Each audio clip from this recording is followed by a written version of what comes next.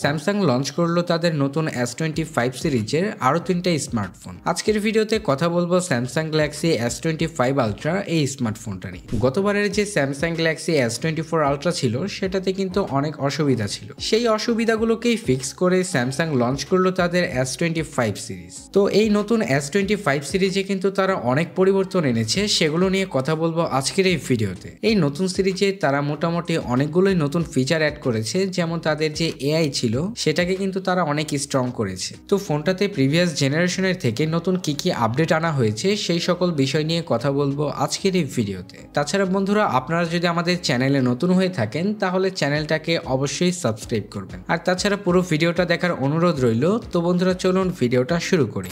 শুরুতেই তাহলে ফোনটার ডিজাইন অ্যান্ড বিল্ড কোয়ালিটি নিয়ে কথা বলি। ফোনটার ডিজাইনে তেমন কোনো চেঞ্জেস পাবেন না, গ্যালাক্সি S24 আলট্রার মতোই S25 আলট্রার ডিজাইন করা হয়েছে। এছাড়া S25 আলট্রার কর্নারগুলো হালকা রাউন্ড করা হয়েছে, যেটা S24 আলট্রার মধ্যে ছিল না। তাছাড়া S25 আলট্রার ক্যামেরা মডিউলও S24 আলট্রার থেকে একটু বড় করা হয়েছে। এছাড়া যদি বলতে যাই, S25 আলট্রার ডিজাইন কিন্তু পুরোটাই স্কোয়ার বক্সি শেপে করা হয়েছে, যেটা আগের মডেলটাই ছিল না, কারণ আগের মডেলটার ফ্রেম কিন্তু হালকা রাউন্ড ছিল। এছাড়া ফোনটার আরো কিছু চেঞ্জেস করা হয়েছে, যেমন ফোনটার ওয়েট কিন্তু অনেকটাই কম করা হয়েছে। এই ফোনটার ওয়েট হচ্ছে 118 গ্রাম, যেটা প্রিভিয়াস জেনারেশনের থেকে অনেকটাই কম করা হয়েছে। তাছাড়া ফোনটার থিকনেসও কিন্তু অনেকটা কম করা হয়েছে, এখানে থিকনেস পাবেন 8.2 মিলিমিটার। যাই হোক, তাছাড়া ফোনটার ডিসপ্লেতে কি কি চেঞ্জেস করা হয়েছে সেই সকল বিষয় নিয়ে কথা বলি। ফোনটার ডিসপ্লেটাতে মোটামুটি ভালোই চেঞ্জেস করা হয়েছে। ফোনটাতে ডিসপ্লে হিসেবে পাবেন 6.9 ইঞ্চির 120 হার্জের QHD plus dynamic AMOLED 2x display,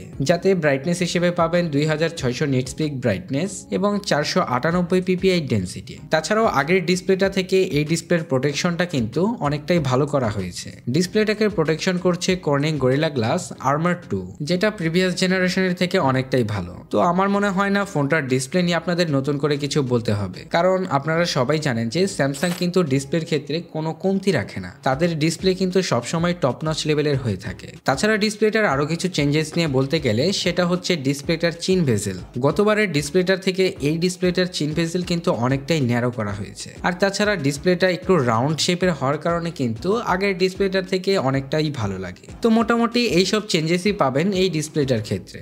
যাই হোক, তাছাড়া ফোনটার ক্যামেরা সেকশন নিয়ে কথা বলি। ফোনটার ক্যামেরাতে তো ব্যাপক পরিবর্তন থাকছেই। ফোনটার প্রাইমারি সেন্সর হিসেবে পাবেন 200 মেগাপিক্সেলের একটি প্রাইমারি সেন্সর, যেটাতে পাবেন OIS।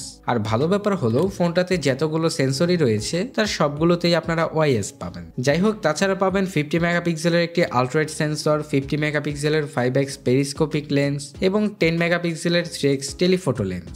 আর তাছাড়া সেলফি ক্যামেরা হিসেবে পাবেন 12 মেগাপিক্সেলের একটি সেলফি ক্যামেরা। তো যাই হোক, ফোনটার ফটোগ্রাফি নিয়ে বলতে গেলে প্রিভিয়াস জেনারেশনের যে ফোনটা রয়েছে তার থেকে এই ফোনটা থেকে আপনারা যথেষ্ট ভালো ছবি তুলতে পারবেন। তাছাড়া এই ফোনটার আরো একটা ভালো ব্যাপার হলো এই ফোনটা দিয়ে কিন্তু আপনারা 10 বিটে ভিডিও রেকর্ড করতে পারবেন। তো যাই হোক, ফোনটার ক্যামেরা সেকশন প্রিভিয়াস জেনারেশনের থেকে অনেকটাই আপডেট করা হয়েছে, যার কারণে এর পারফরমেন্স আপনারা প্রিভিয়াস জেনারেশনের থেকে অনেকটাই ভালো পাবেন। তাছাড়া ফোনটার পারফরমেন্স নিয়ে কথা বলতে গেলে ফোনটাতে চিপসেট হিসেবে পাবেন বর্তমানের সবচেয়ে powerful chipset Qualcomm Snapdragon 8 Elite। এই ফোনটাকে কিন্তু আপনারা এইবার একটা র্যাম ভেরিয়েন্টে পাবেন, 3টা স্টোরেজ ভেরিয়েন্টে পাবেন। যেমন র্যাম হিসেবে ফোনটাতে আপনারা 12GB পাবেন, আর তাছাড়া স্টোরেজ পাবেন 256GB, 512GB এবং 1TB পর্যন্ত।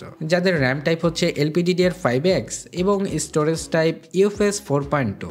এই চিপসেটটা কিন্তু বর্তমানের সবচেয়ে পাওয়ারফুল চিপসেট, এটা মোটামুটি সবাই জানেন। তো এই ফোনটার পারফরমেন্স সম্পর্কে আমার অত একটা কিছু বলার নেই, কারণ এই চিপসেটটা সব দিক থেকেই সেরা। এই ফোনটার যদি কোনো দিক আমার কাছে খারাপ লাগে তাহলে সেটা হচ্ছে এর ব্যাটারি সেকশন, কারণ এই বর্তমান সময়তে যেহেতু সবাই 7000, 6000 এরকম mAh এর ব্যাটারি দিচ্ছে, সেখানে স্যামসাং দিচ্ছে মাত্র 5000 mAh এর ব্যাটারি। এটা না হয় মানলাম যে ফোনটার থিকনেস অনেকটাই কম করা হয়েছে, কিন্তু মার্কেটে এমনও ফোন আছে যারা এইরকম থিকনেসেরই ফোন, কিন্তু তারপরেও তাদের ব্যাটারি কিন্তু অনেক বড় সড়ো। তো সেই ক্ষেত্রে স্যামসাং এর এই ফোনটা কিছুটা পিছিয়ে থাকে। যাই হোক, তাছাড়া পাবেন 45 ওয়াটের সুপার ফাস্ট চার্জার এবং 50 ওয়াটের ওয়্যারলেস চার্জিং সিস্টেম এবং 4.5 ওয়াটের রিভার্স ওয়্যারলেস চার্জিং সিস্টেম। যাই হোক, তাছাড়া ফোনটার আরো একটা চেঞ্জেস নিয়ে কথা বলতে গেলে ফোনটাতে যে ভেপার কুলিং চেম্বারটা রয়েছে এটা কিন্তু প্রিভিয়াস জেনারেশনের থেকে মোটামুটি অনেকটাই বড় করা হয়েছে, যার কারণে এটা দিয়ে মোটামুটি আপনারা আগের থেকে ভালো পারফরমেন্স পাবেন। যাই হোক, তাছাড়া ফোনটার আরো একটা খারাপ দিক নিয়ে যদি বলি সেটা হচ্ছে ফোনটার